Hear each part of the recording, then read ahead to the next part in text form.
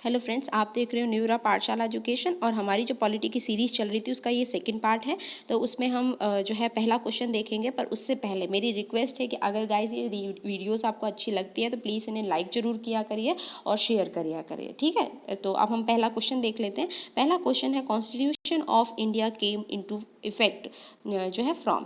तो ये था आपके पास 26 जनवरी 1950 में, मतलब कि ये जो कॉन्स्टिट्यूशन था इंडिया का वो कब इफेक्ट में आया था, ठीक है। नेक्स्ट क्वेश्चन आपके पास है क्वेश्चन नंबर 16। क्वेश्चन नंबर 16 क्या कहता है आपके पास, that is how much time it took for constituent assembly to finalise the constitution. मतलब क्या है कि कॉन्स्टिट्यूएंट असेंबली जो थी उसने कॉन्स्टिट्यूशन को फाइनलाइज करने के लिए कितना दिन लिया, तो वो था आपके पास 2 साल 11 महीने और 18 दिन। क्लियर हो गया। चलो नेक्स्ट क्वेश्चन देखते हैं। क्वेश्चन नंबर है 17। क्वेश्चन नंबर 17 क्या कहता है, which article is related to equality before law. Equality before law से रिलेटेड कौन सा आर्टिकल है, तो एक मैं आपको पहले बता दूं, आंसर तो अपना 14 है, ठीक है। अच्छा, इसके बाद हम आर्टिकल 13 बता देती हूँ आपको क्या होता है। आर्टिकल 13 कहता है कि कोई भी अगर ऐसा लॉ बनाया जाता है जो कि फंडामेंटल राइट्स के अगेंस्ट में होगा तो उसको नल एंड वॉइड कंसिडर किया जाएगा। क्लियर हो गया। अच्छा, इसके बाद आर्टिकल 15 कहता है आपको कि there should be no discrimination on the base of race, caste, religion, place of birth और जेंडर, कि आप इन 5 बेसिस पर, ठीक है, किसी भी पर्सन को क्या नहीं कर सकते हो, जो है डिस्क्रिमिनेट नहीं कर सकते हो, ठीक है। इसके बाद आर्टिकल जो है 16 है, आर्टिकल 16 है आपका equality of equal of opportunity. Clear हो गया। चलो नेक्स्ट क्वेश्चन देख लेते हैं। क्वेश्चन नंबर आपका है 18। 18 क्या कहता है, जो है setting a supreme court was Calcutta is a part of, कि क्या है, जो है setting of supreme court Calcutta में जो था वो किसका पार्ट था, वो था रेगुलेटिंग एक्ट ऑफ 1773। तो मोस्ट इंपॉर्टेंट है गाइस, मेरा एक वीडियो मैं बनाऊंगी जिसमें कि क्या है, आपको जितने भी रेगुलेटिंग एक्ट बनाए गए थे, ठीक है, या फिर सॉरी जितने भी एक्ट्स बनाए गए थे वो उसके ऊपर पर्टिकुलर वीडियो रहेगी। अगर आपको ये बात मेरा सजेशन अच्छा लगता है तो प्लीज़ कमेंट कर सकते हो, ठीक है। तो उसके बारे में सोचेंगे फिर हम। नेक्स्ट इसके बाद आपके पास है that is question number 19। Question number 19 कहता है which article is for protection against the arrest and detention certain cases, ठीक है, कि कौन सा ऐसा आर्टिकल है जो हमें प्रोटेक्शन देता है किसके अगेंस्ट में, जो है अरेस्ट के और डिटेंशन के। तो आंसर है आपके पास आर्टिकल 22, ठीक है। तो 22 है, तो फिर व्हाट इज 24। 24 है कि बिलो 14 ईयर्स, ठीक है, कोई भी चाइल्ड क्या नहीं कर सकता, एम्प्लॉयमेंट नहीं कर सकता, उसको एम्प्लॉयमेंट के लिए फोर्स नहीं कर सकते हो। इसके बाद आर्टिकल 23 क्या कहता है हमारे पास, दैट इज ह्यूमन ट्रैफिकिंग, और जो है फोर्स लेबर नहीं कर सकते हो। इसके बाद आपके पास आर्टिकल 21 क्या कहता है कि आप किसी को भी क्या है डिप्राइव नहीं कर सकते हो उसकी लाइफ से और पर्सनल लिबर्टी से। क्लियर हो गया।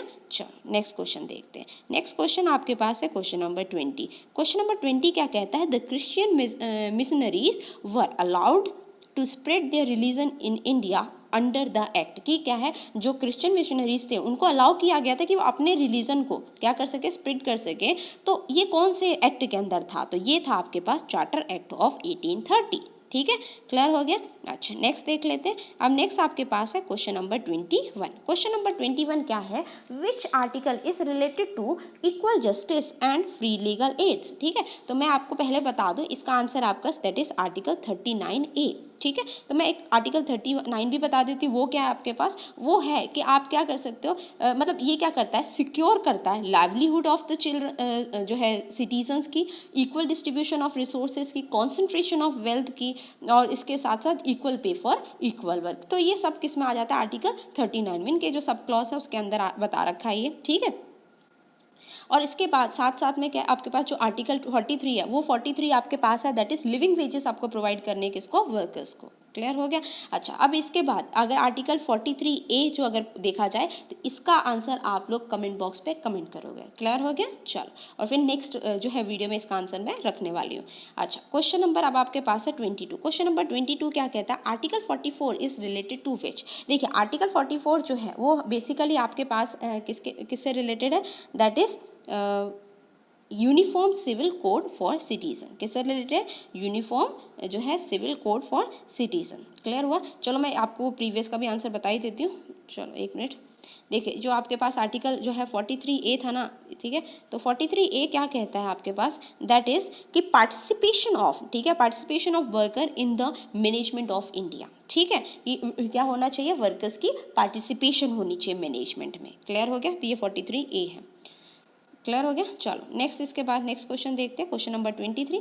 क्वेश्चन नंबर 23 क्या कहता है आपके पास, दैट इज जो है which article is related to special address by the president. ठीक है, तो special address by the president किससे रिलेटेड है, दैट इज आर्टिकल 87। क्या है आपके पास, आर्टिकल 87। ठीक है, तो इससे पहले देखिए आपके पास कुछ चीज़ें मैं बता देती हूँ कि सबसे पहले देखिए आर्टिकल जो 84 है वो किससे है, qualification of membership of parliament, कि पार्लियामेंट के जो मेंबर्स होंगे उनकी क्या क्वालिफिकेशन रहेगी। क्लियर हो गया। इसके बाद आपके पास अगर मैं कहूँ जो है आर्टिकल 85, तो ये है सेशन ऑफ पार्लियामेंट। ठीक है, कि जो है प्रोरोगेशन जो होती है और डिसोल्यूशन जो होती है वो इसी में आ गया है। ठीक है, तो ये समझ में आ गया। इसके साथ साथ आर्टिकल अगर 86 की बात करें तो ये आपके पास क्या होता है, right of president to address and send message to house. ठीक है, ये इससे रिलेटेड हो गया। क्लियर हो गया।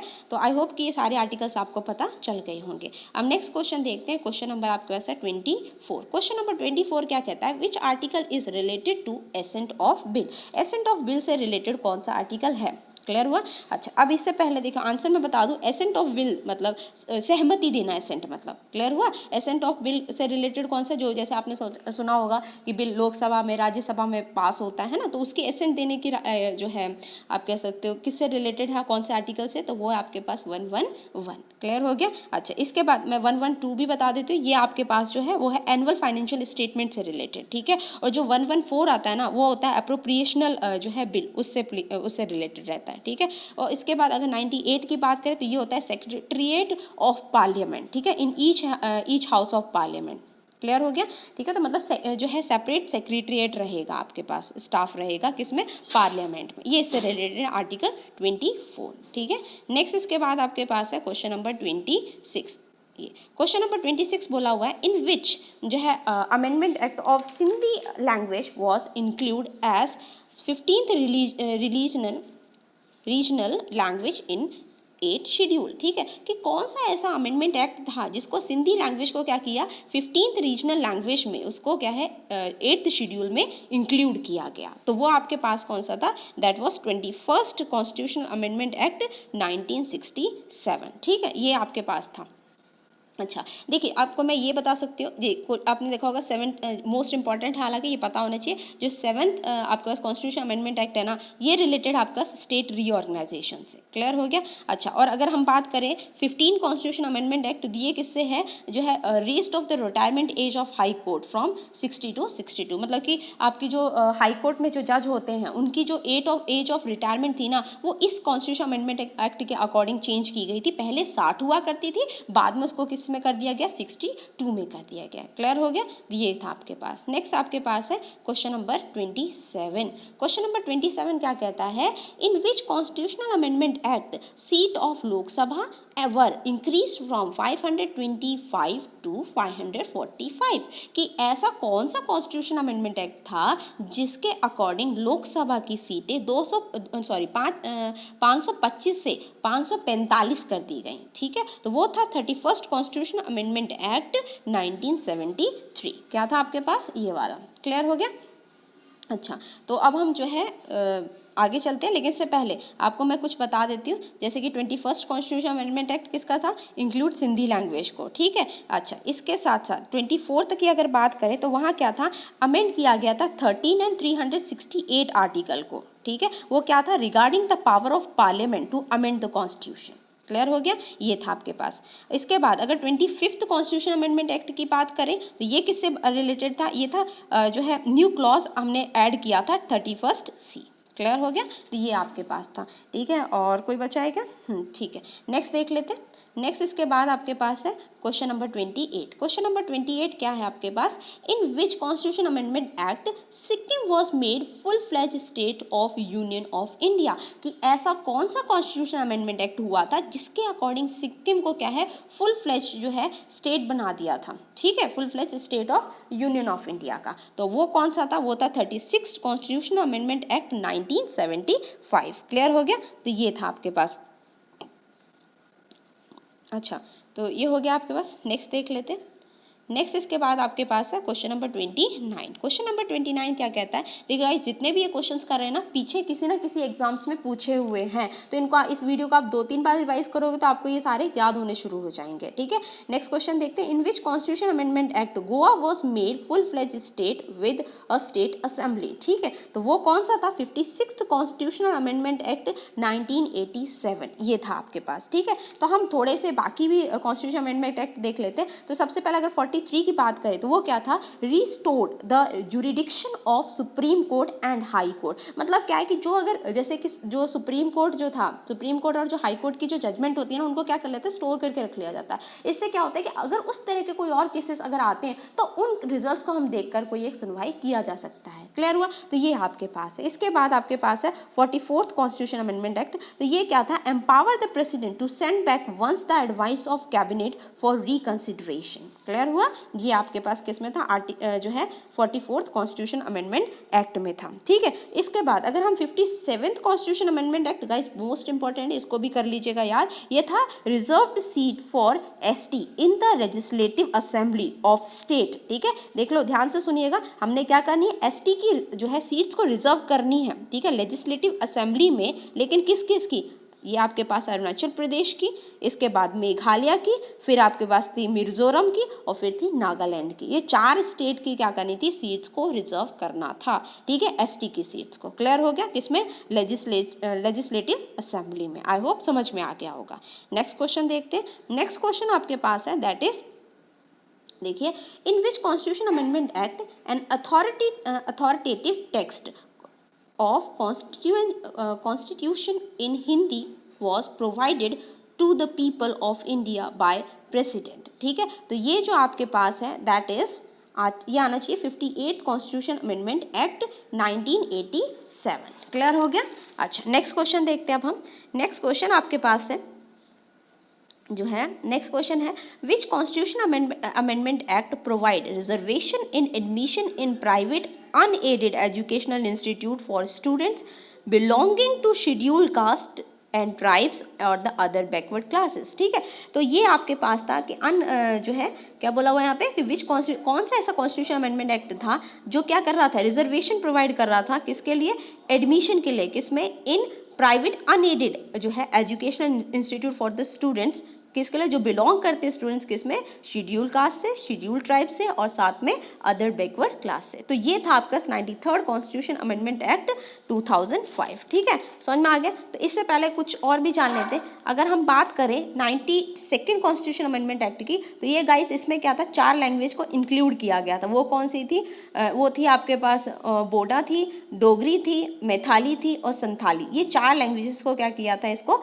ऐड किया गया था। ठीक है, नेक्स्ट इसके बाद आपके पास है, अगर हम जो है 90, ठीक है 93 हो ही गया अपने पास, 94, ठीक है, 94 की अगर बात करें तो ये इतना इंपॉर्टेंट नहीं, इसको रहने दीजिए। और अगर 95 की बात करें तो ये कर लेते हैं, 95 बता देती हूँ मैं आपको। ये था आगे, extended the reservation of seat for SC and ST, कि मतलब क्या करता कि एससी एसटी और जो स्पेशल मतलब आप क्या कर सकते हो, एससी और एसटी के लिए क्या करना था, सीट्स को रिजर्व करना था। क्लियर हो गया, क्या करना था, एक्सटेंड करना था, मतलब extend the reservation of the seat of SC ST and special representation for the Anglo Indian in Lok Sabha. Clear हो गया कि क्या करना था, एससी एसटी की सीट्स को एक तो एक्सपेंड करना था, साथ साथ में एक स्पेशल रिप्रेजेंटेशन था किसके लिए, एंग्लो इंडियंस के लिए, किसमें, लोकसभा में। क्लियर हो गया, ठीक है। अब हम आगे चलते हैं। आगे क्वेश्चन आपका क्वेश्चन नंबर 32 है। क्वेश्चन नंबर 32 क्या कहता है, the constitution of India is lengthiest of all constitution of the world. बिल्कुल सही बात है, ये ट्रू है, तो ये आएगा आपके पास ऑप्शन। क्लियर हो गया। नेक्स्ट आपके पास है, क्वेश्चन समझ में आ गया होगा। उसने ये बोला हुआ है कि कॉन्स्टिट्यूशन ऑफ इंडिया का जो कॉन्स्टिट्यूशन है वो सबसे बड़ा है वर्ल्ड में। बिल्कुल सही बात है। क्लियर हो गया।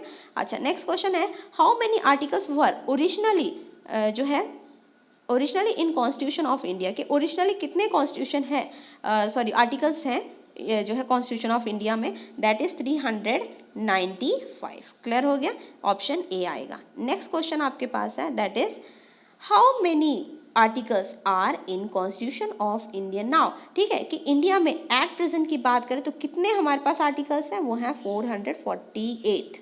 क्लियर हो गया। चलो नेक्स्ट क्वेश्चन देखते हैं, क्वेश्चन नंबर 35। क्वेश्चन नंबर 35 क्या कहता है, under the constitution of India who are ultimate sovereign, ठीक है, कि अल्टीमेट सोवरेन हमारे कॉन्स्टिट्यूशन ऑफ इंडिया में कौन होता है, तो याद रखिएगा इंडियन पीपल्स रहते हैं, ठीक है, कौन होता है, इंडियन पीपल्स, ठीक है। नेक्स्ट देख लेते हैं, नेक्स्ट आपके पास है द कॉन्स्टिट्यूशन ऑफ इंडिया, ये रहा, sorry, the constitution is supreme law of land, it is protected by, ठीक है, वो किसके द्वारा प्रोटेक्ट किया जाता है, दैट इज सुप्रीम कोर्ट। वैसे भी हमें पता है कि हमारे इंडिया में जो है सुप्रीम कौन है, सुप्रीम कोर्ट है, क्लियर हो गया। नेक्स्ट क्वेश्चन देखते हैं, क्वेश्चन नंबर 37। क्वेश्चन नंबर 37 क्या है, the speaker can make a member of house to stop speaking, let the another member speak, this is known as, ठीक है, इसको क्या कहते हैं कि मतलब एक मेंबर को स्टॉप करके वो दूसरे मेंबर को क्या कर सकता है, अलाउ कर सकता है बोलने के लिए, कौन, स्पीकर। तो इस प्रोसेस को क्या कहते हैं, तो इसको हम कहते हैं दैट इज जो है यील्डिंग द फ्लोर, ठीक है। अच्छा, इसी तरह से हमारे पास क्या है, क्रॉसिंग द फ्लोर भी होता है गाइस, वैसे ये पूछा नहीं जाता, वैसे बता देती है क्रॉसिंग द फ्लोर क्या होता है। देखिए क्रॉसिंग द फ्लोर होता है कि मान लो आप किसी और के, किसी पार्टी के मेंबर हो, लेकिन उसके अगेंस्ट में रह के किसी और की पार्टी को क्या कर रहे हो, आप वोट कर रहे हो जैसे कि, तो ये आपके पास क्या होता है, क्रॉसिंग द फ्लोर होता है, क्लियर हो गया। अच्छा, नेक्स्ट क्वेश्चन आपके पास है क्वेश्चन नंबर 38। क्वेश्चन नंबर 38 क्या कहता है, which of the following is not constitutional body, constitutional body कौन सी है, नहीं है, तो देखिए याद रखिएगा, इलेक्शन कमीशन है, प्लानिंग कमीशन भी है और इंटर स्टेट कमीशन भी है, लेकिन अगर हम बात करें इसकी जो है नेशनल एडवाइजरी काउंसिल, ये आपके पास क्या नहीं है, कॉन्स्टिट्यूशनल बॉडी नहीं है, तो ऑप्शन कौन सा आएगा, ये वाला, क्लियर हो गया। क्वेश्चन नंबर सॉरी जो है ऑप्शन सी। नेक्स्ट क्वेश्चन आपके पास है 39। 39 क्या कहता है, which article of constitution empower the parliament to form a new state by altering the boundaries of existing state, ठीक है, कि एग्जिस्टिंग स्टेट की बाउंड्रीज को ऑल्टर करके कौन सी मतलब हमें आर्टिकल है जो क्या करता है, ये पावर प्रोवाइड करता है पार्लियामेंट को। तो देखिए इसका आंसर आएगा दैट इज आर्टिकल जो है 3, ठीक है, आंसर क्या आएगा, आर्टिकल 3। तो देखिए आर्टिकल पहले फर्स्ट की बात कर लेती हूँ मैं। आर्टिकल फर्स्ट कहता है India that is Bharat shall be union of state, clear हो गया, ठीक है। आर्टिकल जो सेकंड की बात करूँ तो क्या है, admission and establishment of new state, ठीक है, ये है। और आर्टिकल थर्ड तो हमने पढ़ ही लिया है। और आर्टिकल 4 क्या कहता है कि अगर, ठीक है, आर्टिकल 3 और आर्टिकल 2 सॉरी आर्टिकल 2 और 3 में अगर कोई बदलाव किया जाता है, चेंज किया जाता है, ठीक है, या अमेंड किया जाता है, तो वो क्या कहता है, तो इससे रिलेटेड जो है आपको सिंपल मेजोरिटी से इसे पास कर सकते हैं, ठीक है, क्लियर हो गया। तो ये चीज़ आपके पास है। इसके बाद हम देख लेते हैं क्वेश्चन नंबर 40। क्वेश्चन नंबर 40 क्या कहता है, Nagaland was created as a separate state in the year, कि नागालैंड को सेपरेट स्टेट किस साल में बनाया गया, तो इसका आंसर आएगा दैट इज 1963, क्लियर हो गया। चलो नेक्स्ट देख लेते हैं, नेक्स्ट क्वेश्चन, क्वेश्चन नंबर आपके पास है 41। 41 क्या कहता है, who is authorized to decide over a dispute regarding the disqualification of member of parliament, कि देखिए डिसक्वालिफिकेशन ऑफ मेंबर के बारे में पार्लियामेंट में हमेशा कौन से क्या कहते हैं, कौन डिसाइड कर सकता है, दैट इज प्रेसिडेंट, क्लियर हुआ। तो आंसर कौन सा आएगा, that is option B, clear हो गया। चलो नेक्स्ट देख लेते हैं, नेक्स्ट आपके पास है क्वेश्चन नंबर 42। क्वेश्चन नंबर 42 क्या कहता है, who among the following was never the Lok Sabha speaker, इनमें से कौन था जो कि लोकसभा का जो है स्पीकर कभी नहीं रहा है, तो याद रखिएगा GS ढिल्लन रहे हैं। फिर उसके बाद अगर हम ये करें जो है बलीराम भगत ये भी रहे हैं, हुकुम सिंह ये भी रहे हैं, लेकिन KVK ये सुंदरम नहीं रहे हैं, तो ऑप्शन कौन सा आएगा, दैट इज ए ऑप्शन सही है इसका, क्लियर हुआ। नेक्स्ट देख लेते हैं क्वेश्चन नंबर 43। क्वेश्चन नंबर 43 क्या कहता है, what is the age of retirement of the जज of supreme court, supreme court के जज की रिटायरमेंट एज कितनी होती है, तो ये है आपके पास दैट इज 65, ठीक है। और अगर हाई कोर्ट की पूछा जाए तो कितना आ जाएगा, 62।